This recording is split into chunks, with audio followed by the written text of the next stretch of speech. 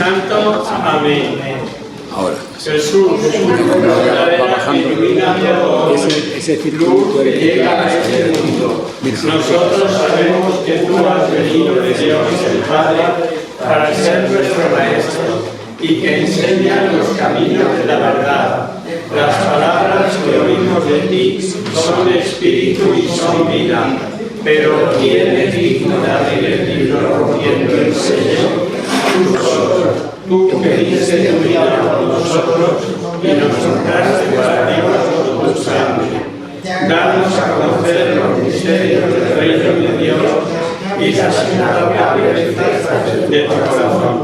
Descúbrenos los tesoros de la sabiduría y de la ciencia de Dios que en ti se ocultan.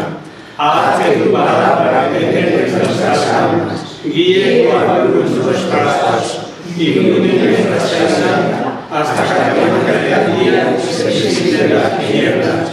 Tú que vives y reinas por los siglos de los siglos. Amén. Muy bien, buenas tardes, noches a todos. Porque ahora son noches, pero dentro de 4 días son tardes, porque ya avanza. Efectivamente, que va el tiempo que aguja. Muy bien. Nos quedamos en Vicente, ¿está esto ya? Sí. Ya funciona, vale. Nos quedamos el último día, que fue hace 15 días, ya que la semana pasada, como sabéis, tuvimos las fiestas judías, magistralmente presentadas por don José Manuel Lorenga, aquí presente, y nos habíamos quedado con una incógnita, ¿no? ¿Qué es eso del 666? Que ha aparecido el número de la bestia, no sé qué. Hoy vamos a verlo un poquito, que nos habíamos quedado ahí. Leemos capítulo 13, versículo 18 de Apocalipsis.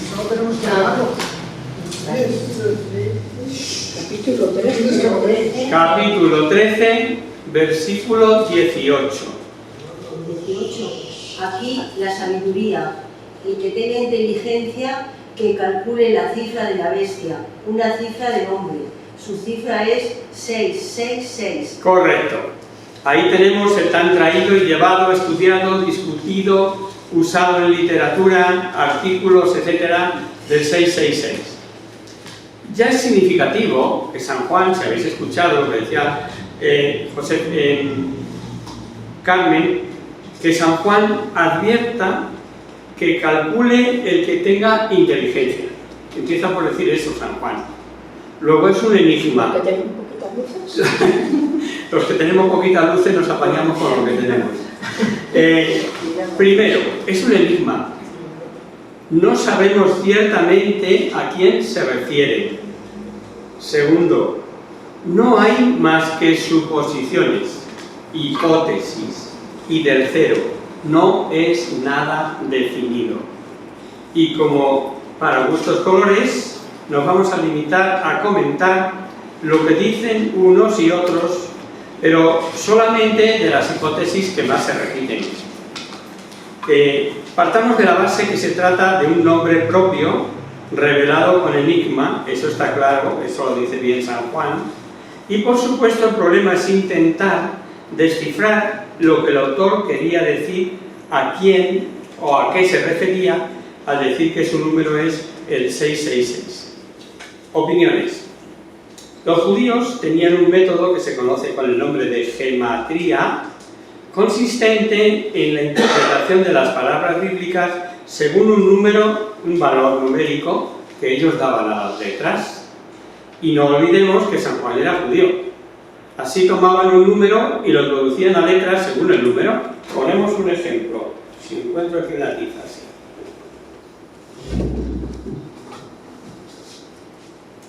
5, 4, 5.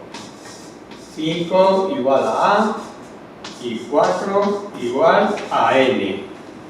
Bien, se descubrió en una excavación, dice, esto se hizo en nombre de a quien tanto quería. Su nombre es 545. ¿Cómo se llamaba la chica? Ana. Ah, listos, ¿eh? Sí, señor, Ana. Bueno, eso para que nos hagamos una idea, que ponían valor numérico, o sea, para una letra, un valor numérico. Amo cuyo nombre es Ana, diría aquella inscripción. Pero resulta que las letras tienen distinto valor. Por ejemplo, en el alfabeto griego, que en el hebreo, que en el latín, etcétera, etcétera. Luego, a buena nos hemos liado, ¿no?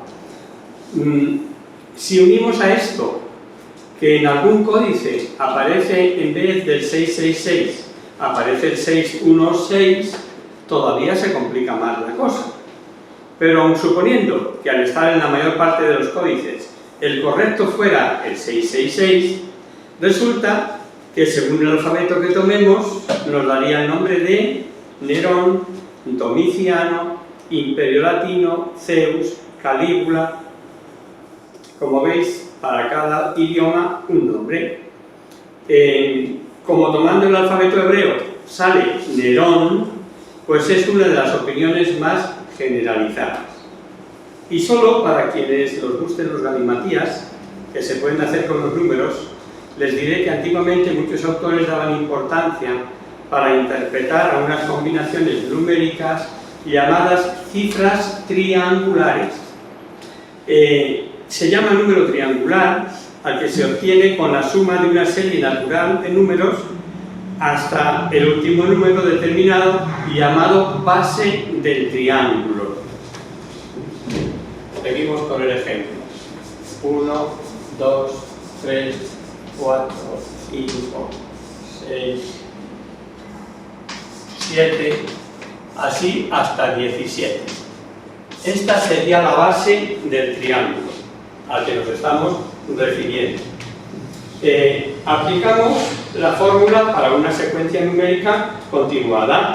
Es el primero más el último dividido por 2 y multiplicado. Primero sería el 1 más 17 dividido por 2 y por 17. Esto queda 153. ¿Os suena el número 153? Pues sí, está en la Biblia. En este caso, 153, efectivamente, el de los peces, el de la pesca, el de ayer, el que nos dabas tú el lunes pasado. ¿No era eso? Ah, no, el Evangelio de ayer. El Evangelio de ayer, creí que te referías a tu conferencia. Podríamos poner más ejemplos. Si tenemos como base el 15, salen 120 como número de hermanos, si leemos la carta a los hebreos. Y podríamos, como digo, poner muchos más ejemplos, pues 157 o etcétera. Números todos bíblicos. Nos bastaría, siguiendo este método de la geometría, justificar como base el número 36. Cualquiera. ¿Qué piensas que es el 36? Bueno, pues como ha dicho Josefina, sabiendo que el 36 es, cogemos la secuencia numérica, el 1 más 2 más 3 más 36, de base el 36, saldría el famoso 666. Bueno, todo esto sería interesante para otros estudios, aquí hacemos referencia a ello como curiosidad y para darnos cuenta o que vosotros podáis apreciar que hemos indagado en las hipótesis. Mucho más nos gusta la opinión de que se trata de un número simbólico que ya de por sí nos dice mucho. ¿Habéis oído hablar del número periodo o de la cifra periódico? Se divide un número entre otros y sale, pues, lo que sea, 6, 6, 6, 6, 6, 6 periodos. Nunca llega a 7. Pues quiere decir que el 6 con respecto a 7 es una imperfección. Y así podría decirnos el 666, que es la imperfección de la imperfección de la imperfección. San Irineo decía que significaba 6 apostasía al principio, 6 apostasía al medio y 6 apostasía al final. Y sabemos que San Irineo era del siglo II, discípulo de San Juan, de la segunda generación. Conclusión: de acuerdo a los comentaristas de que el 666 pudiera ser sinónimo de anticristo, pero ¿es persona de inmenso odio a Jesucristo? ¿Es comunidad con caudillo a la cabeza? ¿Es toda fuerza empujada por Satanás hostiles a Dios?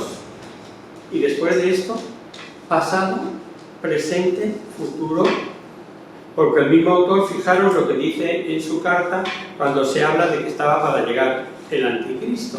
Pues la primera carta de San Juan, que no la vais a buscar, os lo digo yo, dice: os digo que ahora muchos se han hecho anticristos. Y si fuese alguien, efectivamente, fue cosa pasada. Claro que sabemos que aun de haber sido así, también se podría referir a algo futuro.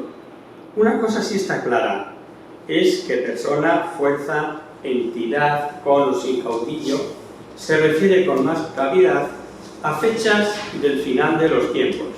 Algo excepcional, aunque nunca han faltado ni sigan faltando, incluso en esta época, anticristos.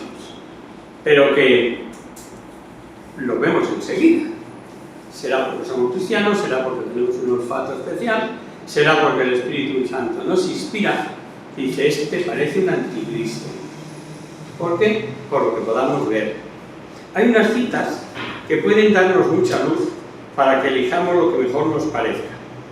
Veréis que por un lado dice San Pablo a los tesalonicenses que no se turben ni se dejen engañar sobre el fin del mundo, porque antes ha de venir la apostasía y ha de manifestarse el hombre de iniquidad. Pero dice también el misterio, la carta a los de Tesalónica. Mejor leerlo, venga, buscar segunda de Tesalonicenses 2, 1, 8. Hermanos, respecto de la venida de nuestro Señor Jesucristo y de nuestra reunión con Él, os rogamos que os dejéis tan fácilmente impresionar ni os alarméis por supuestas revelaciones, palabras o cartas que os induzcan a pensar que el día del Señor es inminente, por más que se os diga que son nuestras. Que nadie os engañe de modo alguno, porque antes de venir la apostasía y ha de aparecer el hombre de la iniquidad, el destinado a la perdición, el adversario que se levantará contra todo lo divino y todo lo que tenga carácter religioso, hasta llegar a sentarse en el santuario de Dios, haciéndose pasar a sí mismo por Dios. ¿No recordáis que estando todavía entre vosotros os decía ya esto? Vosotros sabéis muy bien qué es lo que le retiene ahora, impidiendo su aparición hasta su tiempo. Realmente el misterio de iniquidad está ya en acción, solo falta que el que ahora lo retiene sea quitado del medio. Entonces se manifestará el hombre de la iniquidad, a quien Jesús el Señor hará desaparecer con el soplo de su boca y aniquilará con el resplandor de su venida. ¿Os vale? Mucho más tranquilos ya, ¿no? Si sabemos que se lo va a cargar Jesucristo con el aliento de su boca, nosotros tranquilos. Cuando os decía el primer día que este libro de Apocalipsis es un libro lleno de esperanza, nuestro equipo ha ganado. Nuestro equipo ha ganado. Aunque ahora estemos viéndolo en diferido y veamos que lo está pasando mal, que la defensa que... No, tranquilos. Sabemos que ganamos al final, ¿no? Pues eso.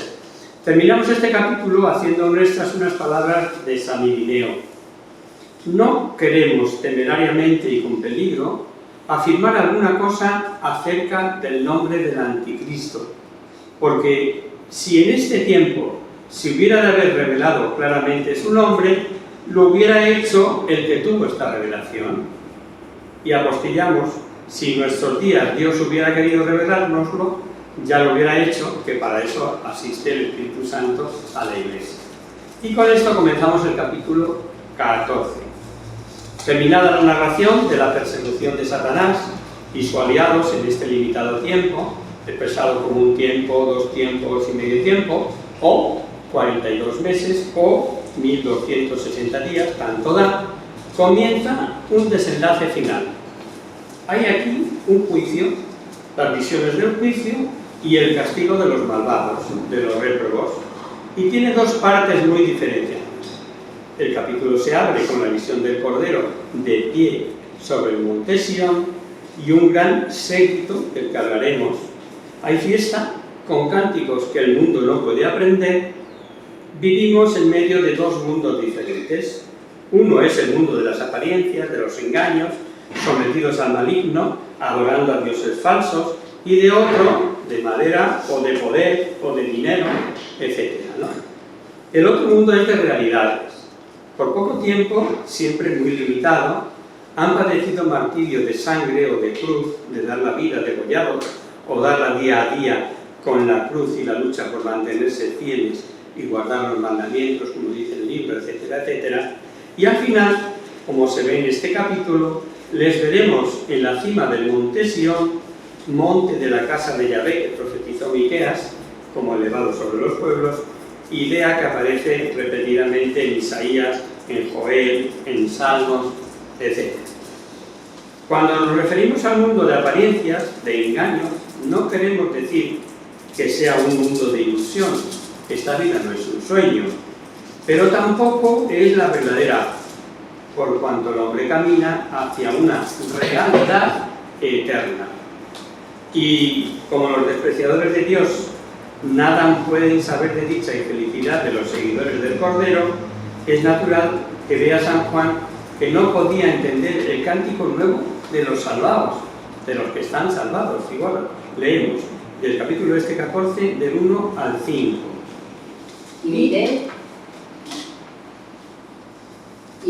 y apareció el Cordero, de pie sobre el monte Sión, y con él 144.000 que tenían su nombre, y el nombre de su Padre, escrito en la frente.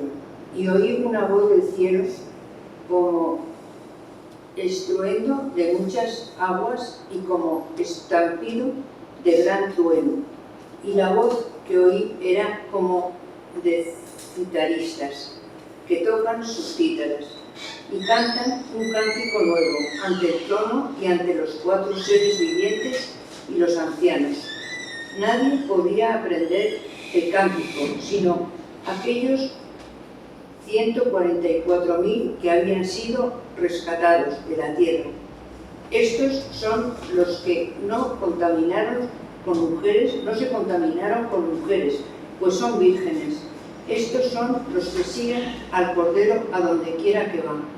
Estos fueron rescatados de entre los hombres como primicias para Dios y para el Cordero, y en su boca no se halló mentira. Son intachables. Perfecto. El capítulo del cual os veréis es radiante, sobre el monte Sión, en el que vimos que los profetas habían dicho que los pueblos correrán tras él, que el monte Sión están los salvados, etc. Con esas expresiones simbólicas, preciosas, aparece el Cordero con su séquito, comprados para Dios con su sangre, con su nombre y el nombre de su Padre escrito en sus frentes.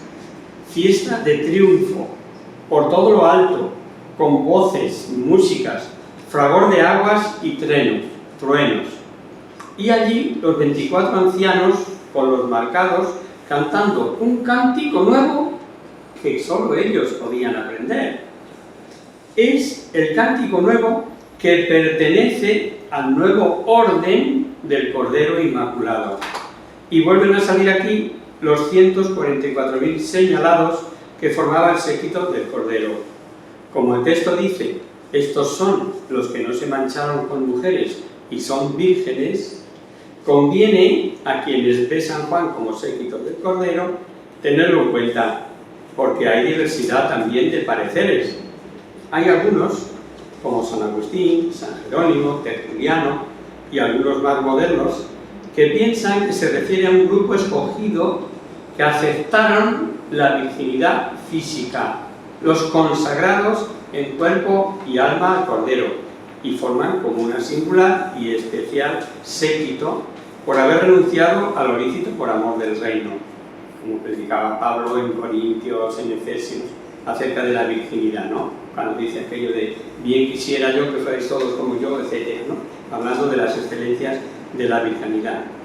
Y en favor de esta interpretación está en el capítulo siguiente, que distinguía a los 144.000 de la inmensa muchedumbre de salvados, ya lo vimos esto en el capítulo 7, de toda lengua y nación, así como las enseñanzas de San Pablo a los corintios sobre el valor de aceptar el celibato para darse de lleno al reino.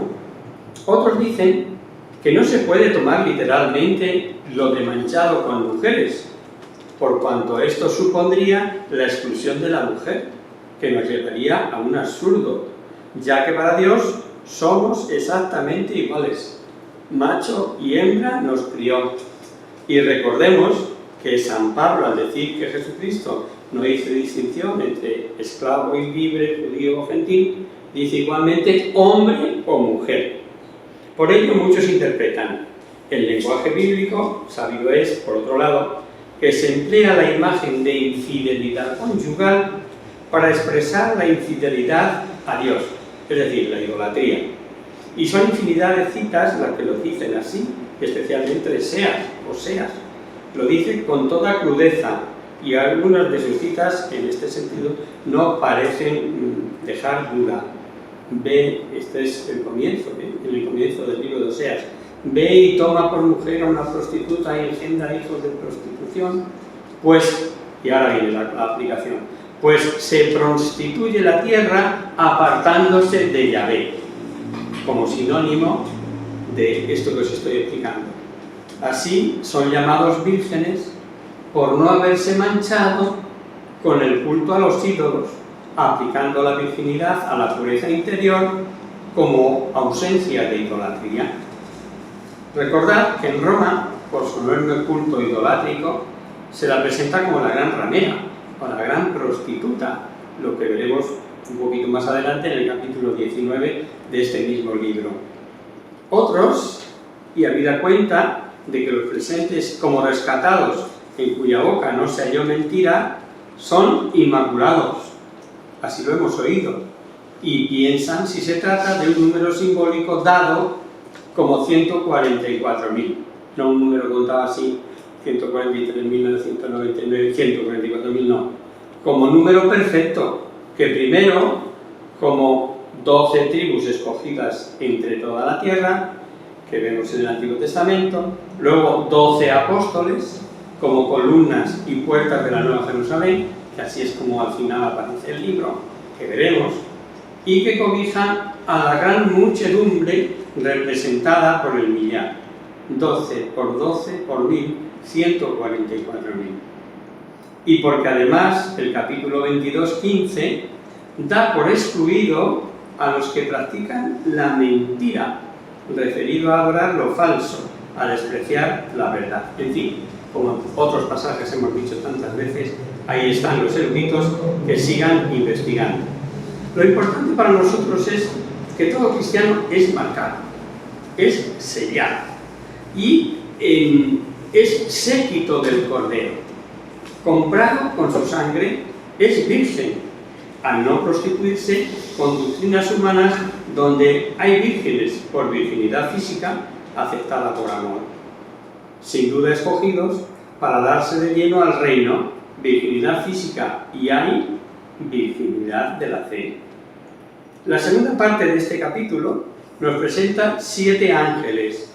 Los 3 primeros anuncian el juicio, la destrucción de Babilonia, nombre simbólico como veremos, y después el castigo de los adoradores de la bestia.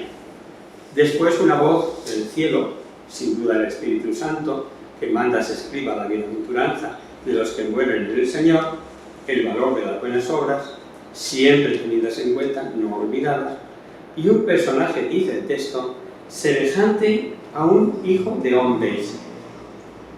Leeremos una simbólica ciega y una vendimia, todo lo iremos viendo. Y hace mucho que no repetimos, no olvidar, que en Apocalipsis San Juan repite verdades reveladas bajo distintos aspectos, que se repiten, como que recurre a nuevas de ello, como que se amplía. Es una forma subdiatípica de escribir como vimos que era su comienzo del Evangelio, ¿no?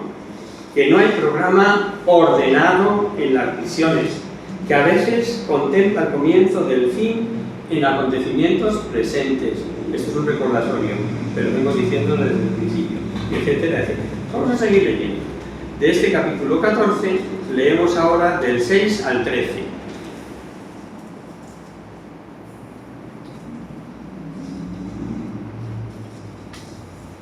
Alguien que lea. Y vi a otro ángel que volaba por lo más alto del cielo, que tenía un evangelio eterno para anunciarlo a los moradores de la tierra, a toda nación y tribu y lengua y pueblo, y que decía con gran voz: temed a Dios y dadle gloria, porque ha llegado la hora de su juicio. Adorad al que hizo el cielo y la tierra, y el mar y los manantiales de agua. Y otro ángel, el segundo, lo siguió diciendo: cayó Babilonia, la grande, la que dio a beber del vino de su lujurioso desenfreno a todas las naciones.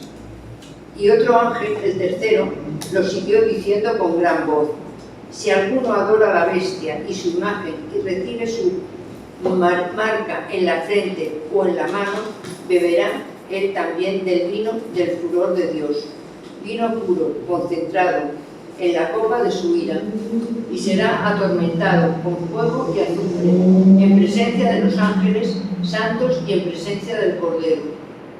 El humo de su tormento sube por los siglos de los siglos, y no tienen reposo ni de día ni de noche, los que adoran la bestia y su imagen, y los que reciben la marca de su nombre. Ese es el 13, ¿verdad? No, ese es el 12. Que guardan los mandamientos de Dios y la fe de Jesús. Y oí una voz del cielo que decía: escribe, bienaventurados los muertos que mueren en el Señor, y desde ahora, si dice el Espíritu que descansen de sus fatigas, pues sus obras los siguen. Sus obras lo acompañan, efectivamente. El anuncio del primer ángel es el Evangelio eterno, ¿no? Temed a Dios y dadle gloria. Y después ser pregonado a todos los moradores de la tierra el eterno Evangelio ofrecido a toda nación, tribu, lengua, pueblo. Y es cuando el segundo ángel anunciará la caída de Babilonia. Hay como un marcado interés en que el mensaje sea oído por todos los hombres. Por eso dice que volaba por todo el cielo. La buena nueva eterna, desde el protoevangelio, profetas, Cristo, Iglesia, hasta el fin del mundo. El principio de la sabiduría, lo sabemos, lo dice el libro del Eclesiástico además, es el temor de Dios. Y ya explicamos que no consiste en tenerle miedo a Dios, sino en darle honra y gloria y temer ofender a Dios. Temed a Dios y dadle gloria. Y dar gloria a Dios es sobre todo hacer su voluntad. Nadie dio al Padre gloria como Jesucristo, y nos dijo además que era su comida. Proseguimos con el capítulo 14, con esta segunda parte, y de nuevo vemos actuar a los ángeles. Ya os dijimos en la introducción que revela el libro del Apocalipsis no poca doctrina sobre angelología. De 22 capítulos que tiene el libro de Apocalipsis, aparecen ángeles en 18, y mucho llevamos visto de sus intervenciones en favor de los hombres y en contra de Satanás y sus ángeles, y el dominio que ejercen en su creación, Claro que si nos fijamos en toda la Biblia, veremos que igual ocurre con un sinfín de libros, desde el ángel del paraíso hasta los que anunciaron la resurrección, avisando a Lot que huya de Sodoma, o aconsejando a la madre de Sansón, ayudando a Elías, cerrando la boca de los leones en favor de Daniel, etcétera, etcétera, llevando de los pelos a Habacuc, acompañando a Tobías, protegiendo a Judith. Ella misma revela, no acabaríamos nunca de citar y citar, hasta llegar, por ejemplo, súper conocido a la Anunciación de María, o a los pastores, o avisando a José que salga rápidamente hacia Egipto. Vemos que un ángel abrió la prisión de Pedro cuando es liberado. Texto este último que demuestra la fe que tenía la Iglesia primitiva sobre la realidad de la existencia de los ángeles de la guarda.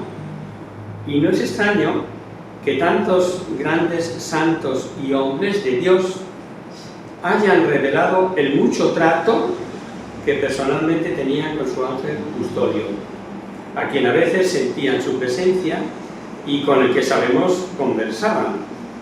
El cardenal Danielo cita desde San Agustín a Newman, y sabido es, por declaraciones expresas en distintas ocasiones, el trato y devoción que tenían a sus ángeles custodios Pío XI y Pío XII y Juan XXIII.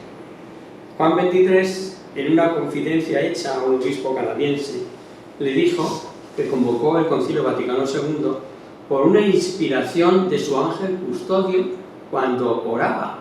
Dijo: mi ángel custodio fue quien de Dios se valió para inspirarme. No es extraño que Juan XXIII era un defensor acérrimo de la devoción a ángel custodio, ¿no? Este resaltar de la angelología tan claro en el Apocalipsis que nos sirva, porque a juicio de algunos teólogos hay un nexo profundo entre la actual crisis de fe y el declinar en la creencia de los ángeles y sus funciones con los hombres. Babilonia es Roma en cuanto al hecho histórico e inmediato, y se ve que los cristianos de entonces entendían muy bien el lenguaje, porque se repite como familiar ese simbólico nombre de Babilonia para Roma, y no solo en este libro de Apocalipsis, sino en la primera carta de Pedro, por ejemplo, ¿no? Allí se lee: os saluda la iglesia de Babilonia, y sabemos que estaba San Pedro en Roma, y no dudaban de la cita, porque sabían de dónde estaba y cómo era nombrada esa capital. Babilonia, así lo dicen los profetas, era la idólatra por excelencia, la perseguidora, la ruina de Judá. Pero una vez hemos de decir que si el tomar el nombre simbólico era por cuanto Roma representaba toda clase de idolatría, quería beber de vino sensual a sus libertinajes al resto de los pueblos conquistados, de haber corrompido al mundo con toda su clase de desenfrenos, y que pese a su poder, grita el ángel: cayó, cayó. El mundo, también después de la Roma, está dado a todo desenfreno, libertinaje, pecados. También para esto es el cayó, cayó, pues muchos caerán, todos los ídolos que el mundo ha fabricado y sigue fabricando. Algo impresionante nos dice antes del ángel, que tras el juicio no hay cambio, que queda todo fijo, inmutable, eterno. Tremendo misterio. El ser humano, que no puede prescindir de Dios, viviendo en eterna oposición a Dios, destrozado, odiando a Dios, que es amor, y como vimos en el capítulo 6, aunque quisieran morir, no puedan. Y impresiona este versículo 11. El humo de su tormento subirá por los siglos de los siglos, sin reposo y día y noche. Es verdad que se condenan, y así lo creemos, solo los que quieren, solo esos. Pero Dios respeta la libertad, y quien le rechaza, apartado de Dios quedará eternamente. Y como Dios es el bien, el condenado está carente de todo bien. Y dejémonos de zarandajas o de si infiernos o de lugar, o de si fuego que quema, de si fuego que no quema. El estar carente de todo bien es padecer. Y como en la otra vida no hay ni tiempo ni espacio, sin dudar, pero sin dudar es lo que siempre nos ha enseñado en nuestros cursos Fe Católica.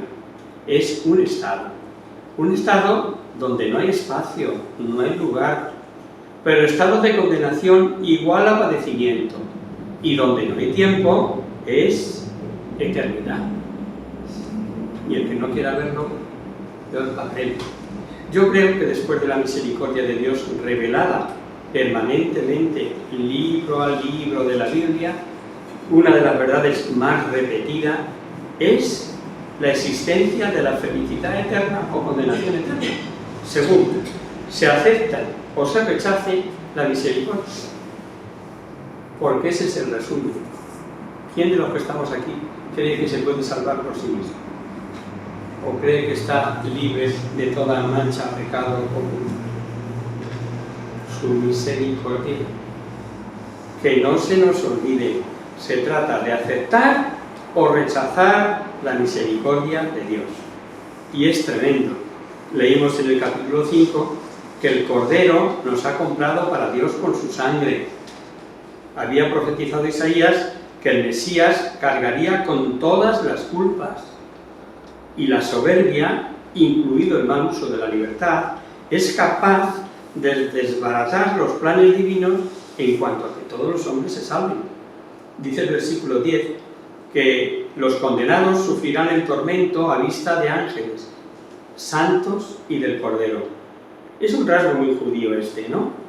El que los réprobos sufrirán tormento a vista de quienes les había despreciado y perseguido. Pero también puede decirnos, y esto impresiona, que los réprobos en ese perpetuo ahora ven lo que han perdido, ven lo que despreciaron, y resulta espantoso para los que adoraron a la bestia el ser atormentados en presencia del Cordero que se ofreció como su Redentor. El versículo 12 no ofrece duda. Los que guardan los mandamientos, los que creen en Jesús, a lo mejor entender, diríamos, creer en Jesús es también creer a Jesús, porque se puede interpretar que basta con creer en Jesús, como creen los racionalistas, un hombre excepcional, con exquisita moral, inteligente.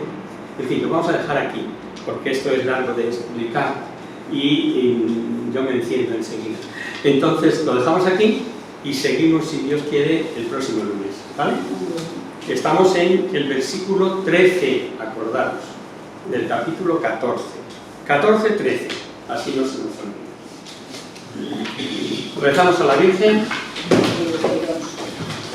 en el nombre del Padre, del Hijo y del Espíritu Santo. Amén. Virgen, bella, bella hora, de delicia del cielo, con su rostro se miran los santos y se celebran los santos. Haz que nosotros, tus hijos, parezcamos que nuestras almas vivan en radio de esa belleza tuya, que no decae con los años, sino que brilla en la eternidad. María, sol del cielo, despierta tu la vida donde haya muerte, ilumina los espíritus sin que haya tinieblas, reflejando en los rostros de tus hijos, concédenos un espíritu de luz y de fuego. María, poderosa como un ejército, concédenos la ayuda de la gloria. Somos tan débiles y nuestros enemigos se ofrecen contra sus tragos, mas con tu bandera nos sentimos seguros del eterno. Él conoce el poder de tu pie y tiene la majestad de tu mirada. Sálvanos, María, bella como la luna, única como el sol, que vive como un